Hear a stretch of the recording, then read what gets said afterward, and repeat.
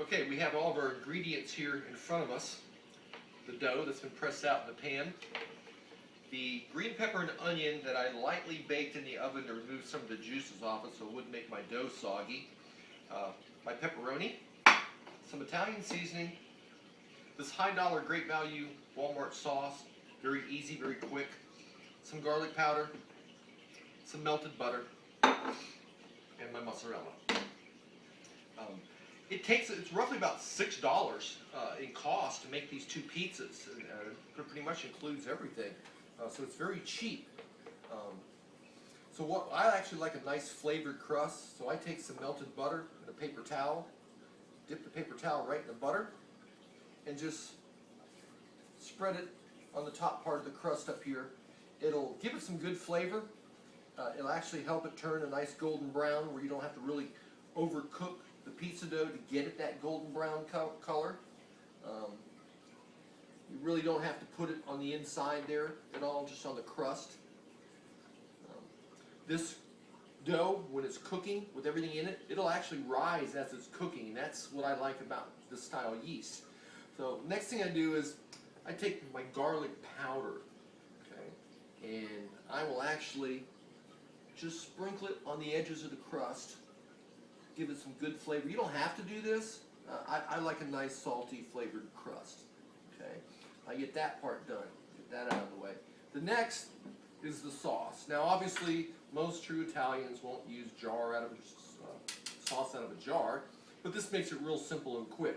This whole recipe, from the time you mix it to the time you put it in the oven, takes an hour, and that includes the 30-minute rise time of the dough. So what you don't want to do is put too much sauce. Generally, I put just enough. This jar will make an easy 2 pizzas. And again, Walmart pizza sauce.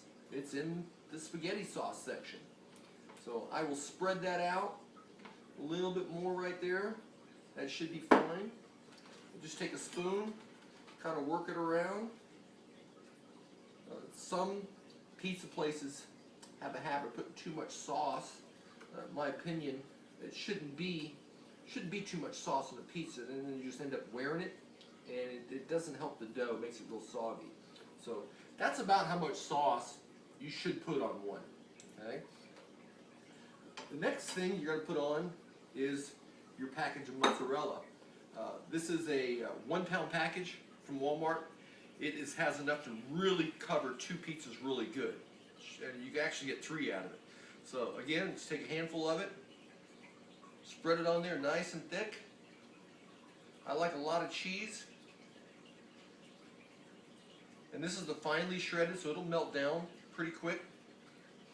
About another handful. And a little bit more. And I have enough left over for one more pizza. So that part's done. Now, I'll take some of my Italian seasoning, which is your, oregano, some salt and pepper and stuff all mixed in there, and I'll lightly sprinkle it on there. I like the flavor of the oregano and spices in there. You don't have to use this. And then I'll take some more of my garlic powder and lightly just go over it like that. And that's done. Then I take my pepperoni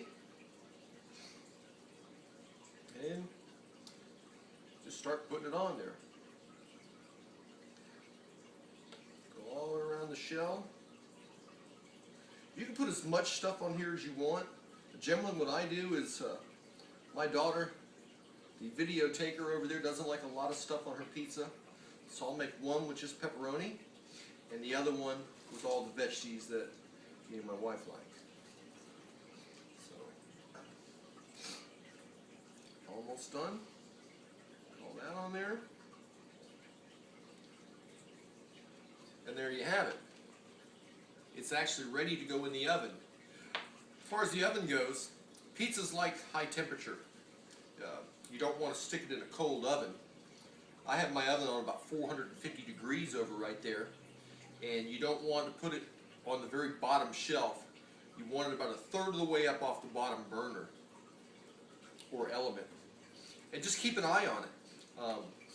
If it's cooking real good on the bottom and it's not cooking good on the top, move it up to the top element.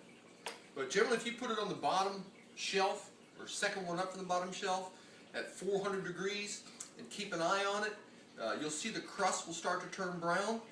When that happens, what I do is I take a spatula, and as it's cooking, I lift up underneath and see if my pan's starting to get brown. Excuse me.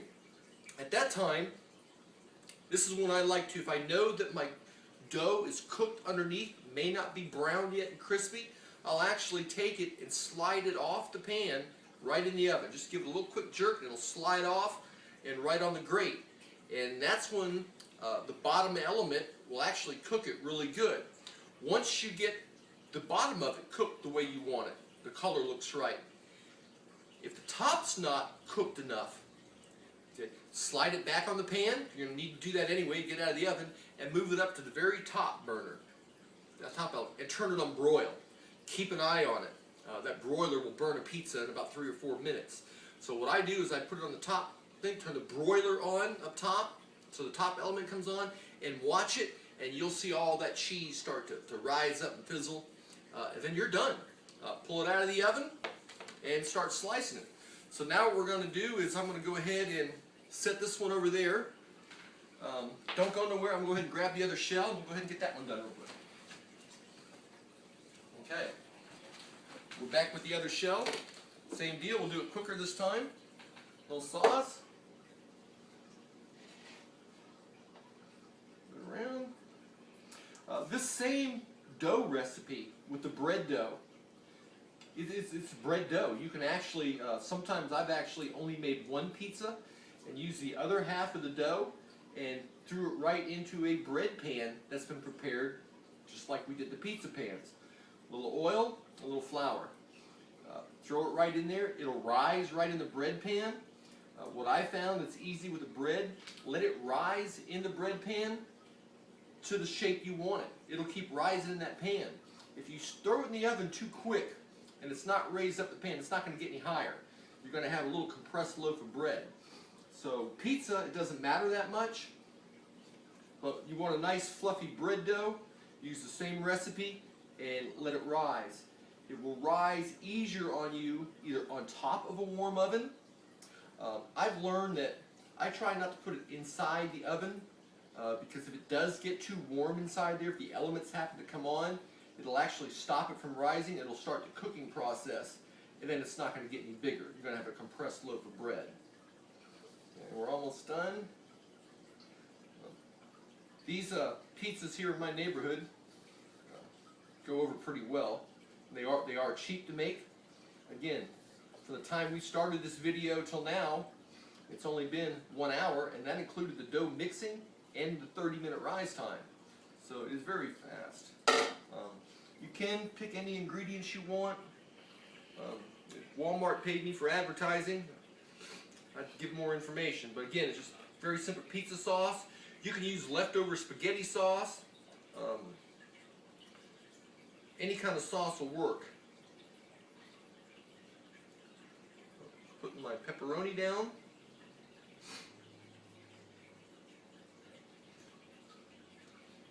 When you buy the amount of pepperoni, calculate for chef consumption.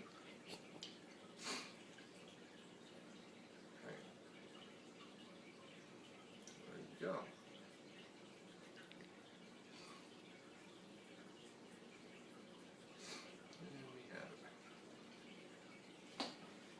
Take some of my vegetables that have been a little pre-baked. You don't have to pre-bake them. I have found it makes it a lot simpler. Your pizza will cook quicker. Fresh vegetables will put out a lot of juice, and you'll have a very watery pizza on the top. It'll look totally different from the other just plain pepperoni pizza. So we're done with this step. I'm going to clean up some of my mess right here and throw one in the oven, and in the next step we'll show you the cooking process.